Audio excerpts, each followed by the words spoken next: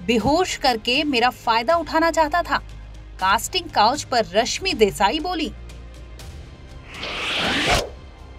रश्मि देसाई ने लगाए संगीन इल्जाम। रश्मि बोली, मुझे भी कास्टिंग काउच का सामना करना पड़ा था। बेहोश करके मेरा फायदा उठाना चाहता था।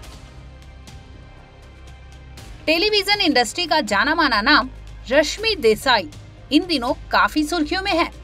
रश्मि ने खुलकर टेलीविजन इंडस्ट्री की पोल खोल दी है। एक इंटरव्यू में रश्मि ने कहा है कि अपने करियर के शुरुआती दौर में उन्होंने कास्टिंग काउच का सामना किया था।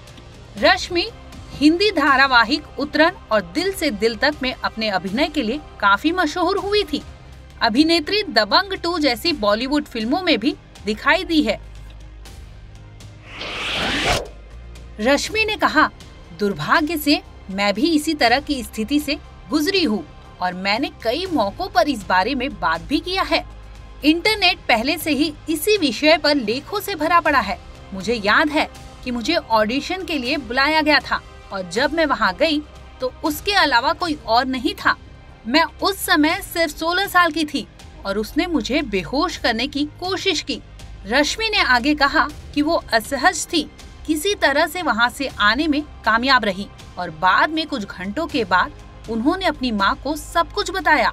रश्मि ने आगे बताया कि उन्हें याद है वो अगले ही दिन अपनी माँ के साथ उससे मिलने गई थी और उनकी माँ ने उसे सबक सिखाने के लिए थप्पड़ भी मारा था। कास्टिंग काउच एक वास्तविक चीज है, लेकिन फिर भी हर उद्योग में अच्छे और बुरे लोग हैं। मैं भाग्यशाली हूँ कि बाद में मुझे कुछ शानदार लोगों के साथ काम करने का मौका मिला था, जिनके साथ मेरा काम करने का अच्छा अनुभव रहा है। भगवान दयालु है। बता दें कि रश्मि देसाई इश्क का रंग सफेद और अधूरी कहानी हमारी जैसी हिंदी टेलीविजन सीरीज में भी अभिनय कर चुकी है। उनकी अगली फिल्म मिशन लैला इस साल क्रिसमस के आसपास रिलीज होने वाली है। उनके सबसे हालिया काम में हिसाब बराबर और इवारा द ब्लेसिंग ऑफ गॉड शामिल है।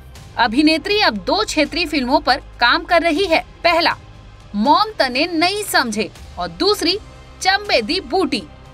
साल 2017-18 में मी टू मूवमेंट के बाद देश विदेश की कई फीमेल कलाकारों ने इंडस्ट्री में हो रहे सेक्सुअल एक्सप्लॉयटेशन के खिलाफ आवाजें उठाई थी। हेमा कमेटी की रिपोर्ट के बाद फिल्म इंडस्ट्री में हलचल मची हुई है। मलयालम इंडस्ट्री में हेमा कमेटी के गठन के बाद अब कास्टिंग काउच की जांच को लेकर महाराष्ट्र में भी ऐसी कमेटी का गठन किया जा सकता है। ये कमेटी हिंदी फिल्म इंडस्ट्री में होने वाले कास्टिंग काउच की जांच के लिए गठित की जाएगी। हालांकि अभी महाराष्ट्र सरकार की ओर से कोई घोषणा नहीं की गई है। ये केरल सरकार की तर्ज पर अब महाराष्ट्र में भी एक कमेटी बनाई जाएगी। ब्यूरो रिपोर्ट, क्राइम तक।